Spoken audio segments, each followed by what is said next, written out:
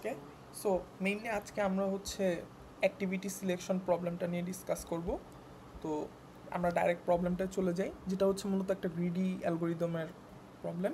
এই প্রবলেমটা আমাদের ডিফাইন করে আমাদের কাছে হচ্ছে গিয়ে অনেকগুলো অ্যাক্টিভিটি থাকবে বা অনেকগুলো কাজ থাকবে। যেমন এখানে হচ্ছে আমার 11টা অ্যাক্টিভিটি দেওয়া আছে, উপরে নিচে এরকম কলাম ওয়াইজ 11টা অ্যাক্টিভিটি দেওয়া আছে। যেই অ্যাক্টিভিটিগুলোর স্টার্টিং টাইম এবং ফিনিশিং টাইম হচ্ছে এসআই এবং এফআই দিয়ে ডিফাইন করা আছে। তো মনে করা হচ্ছে যে 0 থেকে টাইমটা স্টার্ট হয়েছে, এরকম চলতেছে, লাইক এখানে ম্যাক্সিমাম 14 আছে। তো আমি যদি একটা ছবি দেখাই, সেটা হচ্ছে এই ছবিটা যদি আমরা নোটিস করি যে 0 থেকে 14 পর্যন্ত এরকম একটা টাইম লিমিটের মতো একটা একটা নাম্বার লাইনের মতো বিল্ড করা হয়েছে। সেখানে হচ্ছে আমরা ডিফাইন করব, লাইক এই যে প্রথম যে লাল কালার করাটা, এটা হচ্ছে 1 থেকে 4 নাম্বার কালার পর্যন্ত, মানে 1 থেকে 4 পর্যন্ত ঘর পর্যন্ত অ্যারো দিয়ে কালার করা আছে। তার মানে এখানে 1 থেকে 4 পর্যন্ত এই অ্যাক্টিভিটিটা চলবে বা এই কাজটা চলবে। পরের যে অ্যাক্টিভিটিটা সেটা 3 থেকে 5 পর্যন্ত চলবে। তাহলে 3 নাম্বার দাগ থেকে 5 নাম্বার দাগ পর্যন্ত কালার করা আছে অ্যারো দিয়ে। তো এইভাবে প্রত্যেকটা অ্যাক্টিভিটিকে ডিফাইন করা হয়েছে।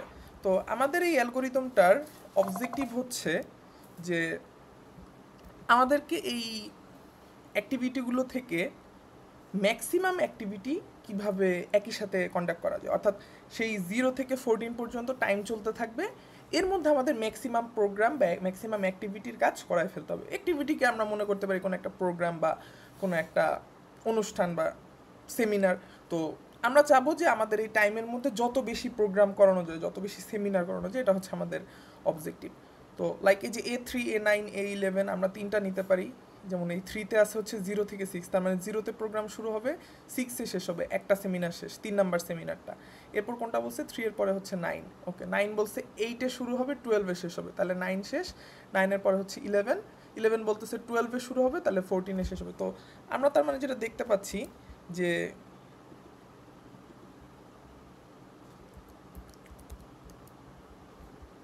এখানে মানে আমি যদি এই তিনটাকে নিয়ে কাজ করি, তাহলে আমার কোনো অসুবিধা হচ্ছে না। আমি 0 থেকে 6, এরপরে হচ্ছে আমার 8 থেকে 12, 12 থেকে 14। বাট মজার বিষয় হচ্ছে যে এখানে এটাকে আরও বেশি সেমিনার আমি চাইলে আরও একটা বেশি করতে পারি, যদি আমি এইভাবে ডিজাইন করি A1, A4, 8, A11। যে 1 থেকে 4 হচ্ছে A1, A4 বলবে 5 থেকে 7, A8 বলতেছে আমাকে 8 থেকে 11, A11 বলতেছে আমাকে 12 থেকে 14। তার মানে আমি সেম টাইমের মধ্যেই একই সাথে 4টা প্রোগ্রাম করতে পারছি, সেটা আগের থেকে বেটার। তো আমি 3টা প্রোগ্রামের জায়গায় অবশ্যই 4টা প্রোগ্রাম করতে পারলে সেটা আমার জন্য বেটার হবে। সো আমি যত বেশি প্রোগ্রামের সংখ্যা বা অ্যাক্টিভিটির সংখ্যাকে ম্যাক্সিমাম করতে পারি, এটা হচ্ছে আমাদের অবজেক্টিভ এই প্রবলেমটা, যেটার কারণে এই প্রবলেমটার নাম দেওয়া হচ্ছে অ্যাক্টিভিটি সিলেকশন প্রবলেম। অর্থাৎ আমি কতগুলো ম্যাক্সিমাম অ্যাক্টিভিটিকে সিলেক্ট করতে পারতেছি। And but it is not unique, consider এটা, মানে আমার ম্যাক্সিমামের মধ্যে আবার অনেকগুলো সলিউশন আসতে পারে। লাইক আমি A1, A4, A8, A11 এটার বদলে আমি চাইলে A2, A4, A9, A11 এটাও নিতে পারি। বাট দুইটাই কিন্তু ম্যাক্সিমাম 4, মানে 4-এর পরে আর কোনো নাম্বার বানানো পসিবল না। লাইক এখান থেকে আমি 5টা প্রোগ্রাম কোনোভাবেই চুজ করতে পারবো না যেন সেখান থেকে দেখা যায় যে আমার এখানে হচ্ছে গিয়ে 5টা প্রোগ্রাম খুব সুন্দরভাবে অ্যারেঞ্জ হচ্ছে, সেটা আমি জীবনেও পারবো না। 4-এর উপরে কোনো সংখ্যাই পসিবল না। এই 4 সংখ্যাটাকে আমাদের এই অ্যালগোরিদম থেকে খুঁজে বের করতে হবে। That is the objective of this problem, the activity selection. আচ্ছা, তো এখানে আমাদের কাজ কি? কাজ হচ্ছে মূলত আমাদের একটা লিস্ট দিয়ে দেওয়া হবে, যে লিস্টের মধ্যে প্রত্যেকটার স্টার্টিং টাইম এবং এন্ডিং টাইমগুলো, ফিনিশিং টাইমগুলো দেওয়া থাকবে। আমাদেরকে মূলত একটা সাবসেট খুঁজে বের করতে হবে, যে সাবসেটটার সাইজ হবে ম্যাক্সিমাইজ, অর্থাৎ সাবসেটটা হবে আমাদের সলিউশন। সলিউশনেরগুলোর মধ্যে সেই সলিউশনের টাইমগুলো থাকবে স্টার্টিং আর এন্ডিং, এবং সাইজটা হবে ম্যাক্সিমাম সেই সেটটার। অর্থাৎ আমরা ওই যে যেটা বললাম যে আমাদের অ্যাক্টিভিটি ম্যাক্সিমাইজ করতে হবে।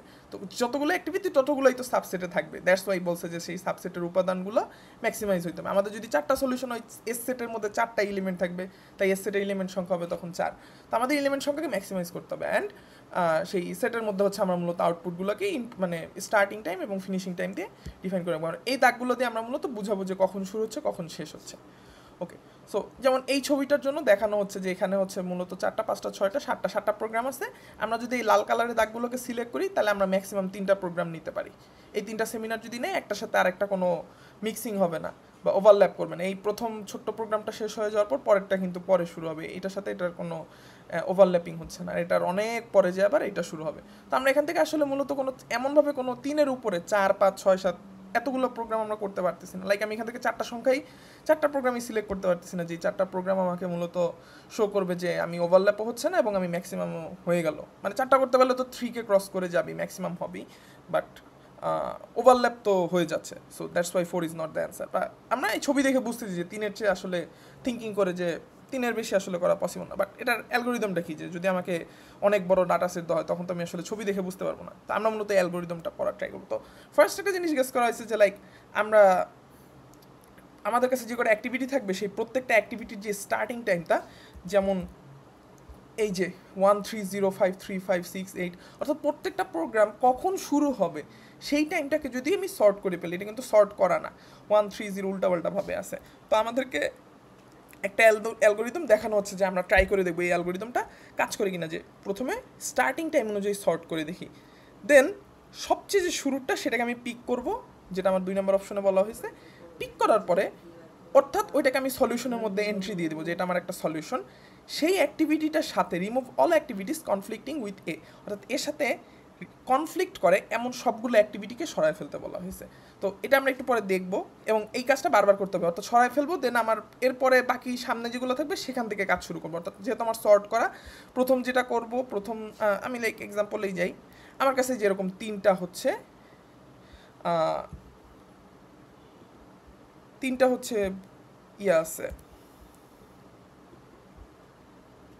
অ্যাক্টিভিটি আছে বা প্রোগ্রাম আছে। তো এদের স্টার্টিং টাইম কোন জায়গায়, এই যে এইটার একটা, এখানে অন্য অ্যাক্টিভিটির স্টার্টিং টাইম, এখানে অন্য অ্যাক্টিভিটির স্টার্টিং টাইম। আমি এটাকে সর্ট করলে সবচেয়ে বড় যেটা সেটাই হচ্ছে শুরুরটা, এরপরে আসবে এইটা, এরপরে আসবে এইটা, অর্থাৎ এই বাম পাশে একদম উপরেরটা, এরপর আসবে দ্বিতীয়টা, এরপর আসবে তৃতীয়টা। তো হিসাব সব ঠিকঠাক, কিন্তু আমি যখনই প্রথমটা সিলেক্ট করব, সিলেক্ট করার পর আমাকে 2 নম্বরে বলা হয়েছে পিক দ্য ফার্স্ট অ্যাক্টিভিটি অ্যাটে। আমি প্রথমটাকে পিক করলাম কারণ এটা আমার সর্টিং করার পর সবার শুরুতে আসবে। বলছে remove all activities conflicting with a, তাহলে আমি এটাকে যেহেতু এই হিসেবে সিলেক্ট করছি, এটার সাথে কানেক্টেড যতগুলো আছে সব সরাই ফেলতে হবে। তো 2 নাম্বারটাও আমার এটার সাথে কনফ্লিক্ট করতেছে, কারণ একই টাইমে প্রোগ্রাম, আমি একসাথে 2টা প্রোগ্রাম করতে পারবো না, কনফ্লিক্ট করতেছে।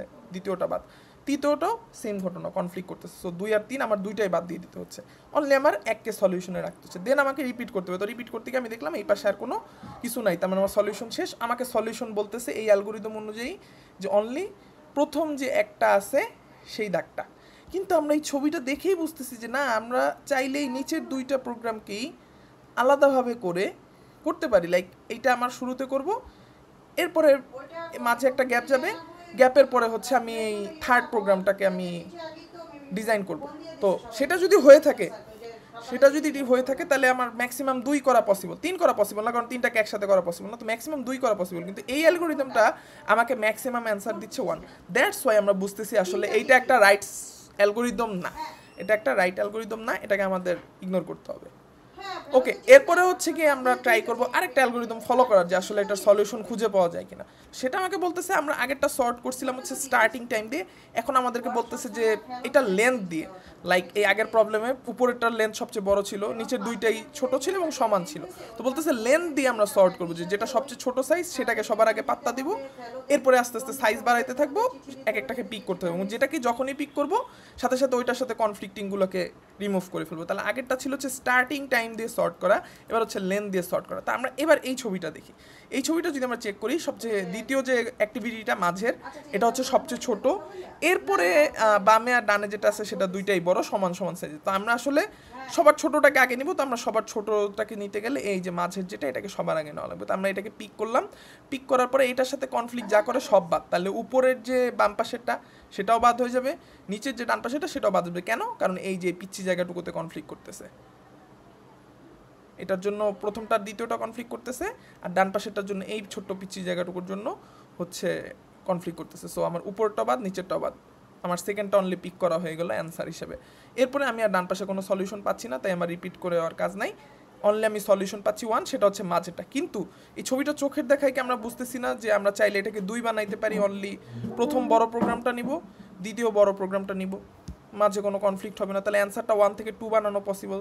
তার মানে আমরা আসলে এখানেও বুঝতেছি যে এই অ্যালগোরিদমটাও আসলে রাইট না। তো এই আইডিয়াগুলো কীভাবে মাথায় আসতেছে, লাইক কেন আমরা short the activities by length নিতেছি, আমরা কেন ছোট লেন্থের জন্য কাজটা করতেছি? কারণ আমাদের থিঙ্কিং হচ্ছে আমাদের একটা নির্দিষ্ট সময় প্রোগ্রাম চলবে, লাইক 0 থেকে 14 লাইনের মধ্যে। তো আমরা যত ছোট ছোট সাইজের প্রোগ্রাম নিতে পারবো, তাহলে ছোট ছোট সাইজের প্রোগ্রাম যদি অনেক বেশি থাকে, আমরা অনেকগুলো নিয়ে প্রোগ্রামের সংখ্যাটাকে বাড়াইতে পারি। এই আইডিয়া থেকে এই অ্যালগোরিদমটা আনার ট্রাই করা হয়েছিল, বাট এটা আসলে দেখাচ্ছি কি অপটিমাল সলিউশন আমাদের দিচ্ছে না। লাইক এখানেও ইরোর দিচ্ছে, এখানেও ইরোর দিচ্ছে। তো ছোটোখাটো কেসে ইরোর দিচ্ছে, বড় কেসে তারও বড় ইরোর দিবে, যার কারণে আমরা বুঝতেছি যে এটা একটা রাইট অ্যালগোরিদম না।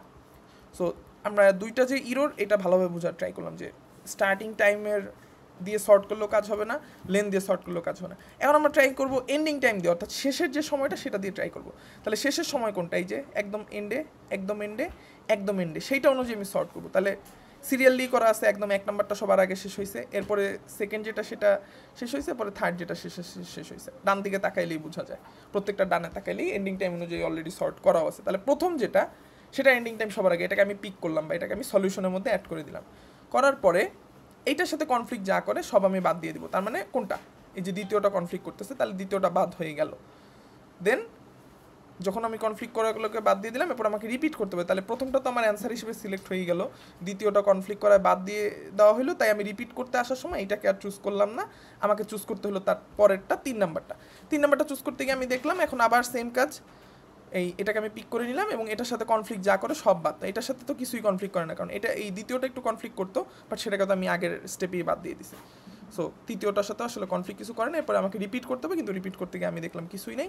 সো আমার অ্যান্সার হচ্ছে 1 আর 2, এবং আমি যেটা আমরা গেস করছিলাম ওই যে ছবি দেখে যে 1 আর 2 হওয়া উচিত, সেটা আমাদের ম্যাচ করতেছে। কারণ আমরা সেম কাজটা একটু আগে আরেকটা প্রবলেম করছিলাম, যেটা হচ্ছে স্টার্টিং টাইম দিয়ে করার ট্রাই করছিলাম, বাট ইরোর দিছে, সেটা ট্রাই করবো এন্ডিং টাইম অনুযায়ী। তাহলে এন্ডিং টাইম অনুযায়ী আমরা যদি দেখি, প্রত্যেকটা ডানে তাকাইলে 2 নাম্বারটা সবার আগে শেষ হয়েছে, এরপরে 3 নাম্বারটা, এরপরে হচ্ছে 1 নাম্বারটা। তাহলে 2 এর কাছে আগে যাব, 2কে আমরা পিক করলাম, 2 এর সাথে কনফ্লিক্ট করে কোনটা, একদম উপরেরটা, তাহলে উপরেরটাকে বাদ দিতে হবে। দিলাম, দিয়ে 2 পিক হয়ে গেল, 1 নাম্বার বাদ চলে গেল। এরপরে এটার পরের এন্ডিং টাইম চলে আসবে 3 এর কাছে, 3 এসে দেখবে যে 3 এর কাছে কোনো কিছু কনফ্লিক্ট করে, হ্যাঁ করে 1 নাম্বারটা, বাট সেটা তো আমি আগে বাদ দিচ্ছি। তাহলে 3কেও সলিউশন হিসেবে আমরা নিয়ে নিলাম। 3কে সলিউশন নেওয়ার পরে আমার 1 এর কাছে যাওয়ার কথা, বাট 1 তো আগেই বাদ। তাহলে আমি 2 সিলেক্ট করলাম, 3 সিলেক্ট করলাম, যেটা কালার দিয়ে দেখানো হচ্ছে এবং আমাদের মনের মতো মিলতেছে। তাহলে খুব ছোট প্রবলেমের জন্য আসলে কাজ করতেছে। তাহলে আমরা বুঝতেছি যে এটা আসলে বড় প্রবলেম কাজ করবে। এটা মূলত ওই যে ইন্ডাকশন বা এইগুলো দিয়ে প্রুফ করা যায় যে এই অ্যালগোরিদম 3 হিসেবে যেটাকে আমরা চুজ করছি, যে লাস্টের এন্ডিং টাইম বা ডান পাশের পয়েন্টটা কোন জায়গায় শেষ হচ্ছে সেইটা অনুযায়ী সর্ট করে দেন চুজ করাটা, এটা আমাদের জন্য ইফেক্টিভ হবে। তো এটা হচ্ছে আমাদের অ্যালগোরিদম, যেটা আমাদের অপটিমাল সলিউশনটাকে দিচ্ছে। তো এখন হচ্ছে এইখানে হচ্ছে সিডিও কোডটা দেওয়া আছে, আমি যা যা বলছি আর কি মুখে, এটা এখানে কোডের আকারে লেখা আছে যে আমার একটা লুপ চলতে থাকবে প্রত্যেকটা স্টার্টিং আর অ্যাক্টিভিটির জন্য, স্টার্টিং অ্যান্ড এন্ডিং, এবং প্রত্যেকটা চেক করবে যে আমার, এবং সিরিয়ালি প্রথমে হচ্ছে অটোমেটিক্যালি প্রথম যে অ্যাক্টিভিটিটা সেটাকে চুজ করবে, তার আগে অবশ্য সর্ট করে নেওয়া লাগবে। তারপরে হচ্ছে গিয়ে যেটার এন্ডিং সবার আগে শেষ হয়েছে সেই প্রোগ্রামটাকে আমি অ্যাক্টিভিটি দিয়ে অ্যাড করে দিব, অ্যান্সারে অ্যাড করে দিব, সেখান থেকে কাজ শুরু করবো। লুপ ওয়াইজ প্রত্যেকটা অ্যাক্টিভিটিকে আমি সিরিয়ালি, এটাকে প্রায়োরিটি কিউ দিয়ে অনেক সময় হ্যান্ডেল করা হয়, আর অনেকভাবে করা যায়, priority queue is the easiest way. So just last যে এন্ডিং টাইমটা প্রথমটার, এই যে এফ, এইটার থেকে প্রত্যেকটা নোড আমি চেক করবো যে প্রত্যেকটার স্টার্টিং টাইম আগে নাকি পরে। যদি পরে হয় তাহলে আমি সেটা ক্যান্সারের মধ্যে রাখবো, যদি আগে হয় তাহলে সেগুলোকে আমি বাদ দিয়ে দিব। তো এটাই করছে যে যদি এই এফের থেকে এসগুলো বড় হয় তাহলে আমার অ্যান্সারের মধ্যে তুমি এন্ট্রি দিয়ে নাও এবং প্রায়োরিটি কিউএস সেগুলো সিরিয়াল হয়ে যাবে। আমরা একটু পরে প্রবলেম সলভ করবো, তখন আসলে দেখবো যে জিনিসগুলো মিলতেছে। অ্যান্ড দেন হচ্ছে রেকর্ড দ্য লাস্ট অ্যাক্টিভিটি দিয়ে জাস্ট অ্যাক্টিভিটিটাকে সেভ করে রাখা হচ্ছে যে এত নাম্বার অ্যাক্টিভিটিটাকে আমরা কাউন্ট করতেছি, করে এই লুপ ওয়াইজ বারবার কাজটা করবে, যেটা আমরা রিপিট করছি একটু আগে। তো এখন আমরা সেম কাজগুলো এই অ্যাপ্লাই করে এই প্রবলেমটা সলভ করবো। প্রথম কাজ হচ্ছে এই জিনিসগুলোকে আমি একটা গ্রিডের মধ্যে আঁকবো এই প্রোগ্রামগুলোকে, এবং যেহেতু আমি কোনো প্রোগ্রাম একদম শুরুই করি নাই, সবগুলোকে আমি নট অবজার্ভ দিয়ে রাখবো। যখনই কোনোটাকে অ্যান্সার হিসেবে অ্যাড করবো তখন সেটাকে লাল করে দিব, আর যেগুলো কনফ্লিক্ট করবে মানে এক প্রোগ্রামের মধ্যে আরেক প্রোগ্রাম মিশে যাবে, তখন আমরা সেগুলোকে, ওই যেগুলোকে বাদ দিব সেগুলোকে গ্রে কালারের ডট কালার করে দিব। তো আমরা শুরু করি, লাইক এই যে আমাদের এটা ছিল 4টা, এই যে ডান পাশে এই 4টাকে আমরা এখানে ডিজাইন করছি 1 থেকে 4, 3 থেকে 5, এবং সিরিয়ালিও আছে 1 নাম্বার, 2 নাম্বার, 3 নাম্বার, 4 নাম্বার, এরকম প্রোগ্রামগুলোকে ডিজাইন করা হলো। দেন আমাদের কাজ কি, যে প্রত্যেকটার এন্ডিং বা একদম ডান মাথা চেক করা, ডান মাথা চেক করে কোনটা সবার আগে শেষ হয়েছে একদম উপরে। এখানে আমরা দেখতেছি আসলে ছবিটাই এত সুন্দরভাবে ডিজাইন করা যে সিরিয়ালি হয়ে গেছে। যদি উল্টাপাল্টাও হইতো আমাকে এটা সর্ট করে নেওয়া লাগতো, এখানে জিনিসটা সর্ট করাই আছে। তো এখন এই যে 1 থেকে 4, তাহলে এটা দিয়ে আমার শুরু করতে হবে, তাই এটাকে লাল কালার করে দেওয়া হয়েছে। এখন এটার সাথে কনফ্লিক্ট করতেছে কোনগুলা, এই 2 করতেছে, 3 করতেছে, 4 করে নাই, 4 দূরে আছে, 5 করতেছে, 6, 7, 8, 9, 10 করতেছে। তাহলে এই যে 4টা, এই 4টা পরের স্লাইড যদি আমরা নোটিস করি, ফট করে এগুলো গ্রে কালার হয়ে গেছে, কারণ এগুলো বাদ, এগুলোকে আমি নিতে পারবো না। তাহলে আমার এই লালের এই জায়গায় শেষ হইলো। এর পরেরটা কোনটা, এটা সর্টেড অনুযায়ী এন্ডিং টাইম, এবং এন্ডিং টাইমগুলোকে সর্টেড অনুযায়ী, সেই অনুযায়ী এইটা, সেটা তো আমার বাদ, তাহলে ওটাও বাদ। এরপরেরটাও সেম ঘটনা, বাদের ওপর বাদ। এরপরেরটা এটা কালার করা নাই, তার মানে আমি এখন এটাকে ব্ল্যাকটাকে চুজ করতে পারি।